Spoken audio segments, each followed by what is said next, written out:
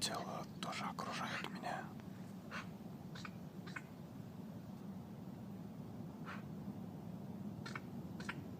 Вокруг палатки полный.